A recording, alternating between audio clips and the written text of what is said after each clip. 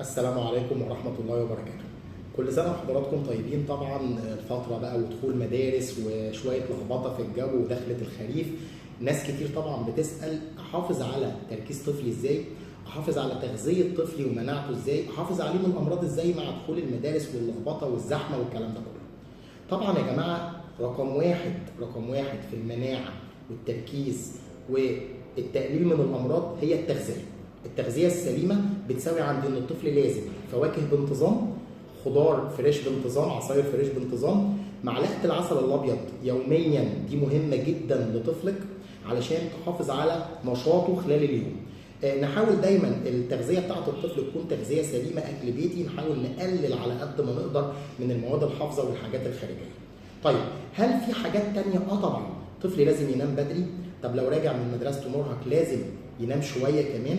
يعني النوم السليم مهم جدا لينا. لو لقيتي طفلك عنده شويه برد، عنده شويه تعب خفيف وهو صاحي من النوم، بلاش يروح اليوم ده المدرسه خالص، لان ده هيحميه كتير جدا من امراض كتير. طب هل في ادويه معينه ممكن استخدمها لزياده النشاط بتاعه وزياده تركيزه؟ الاوميجا 3 طبعا رقم واحد. الاوميجا 3 او زيت كبد الحوت ده عموما مهم جدا للتركيز. طب في انواع كتير جدا في السوق. طبعا ناس كتير تبعت في الكومنتات يا ترى سن الطفل قد ايه ووضعه قد ايه او وزنه قد ايه، وممكن نكتب انواع كتير جدا موجوده في السوق، سواء كانت انواع جيلي، سواء كانت انواع شراب، سواء كانت انواع نقط، على حسب الطفل. طيب في حاجه ثانيه ممكن تتعمل طبعا.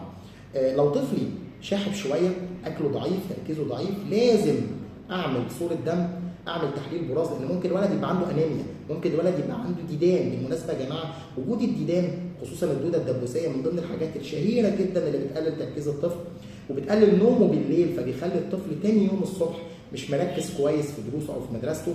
الانيميا عموما من الحاجات اللي بتفقد الشهيه وبتقلل شهيه الطفل وبتقلل تركيزه جدا. يبقى لازم اعمل صوره دم كامله، لازم اعمل تحليل براز، وفي النهايه المفروض ان انا بعمل زياره او متابعه لطبيب الاطفال بتاعي لاستشارته في الامور دي كلها لتقييم الطفل، وربنا يحفظ اولادنا من كل شر.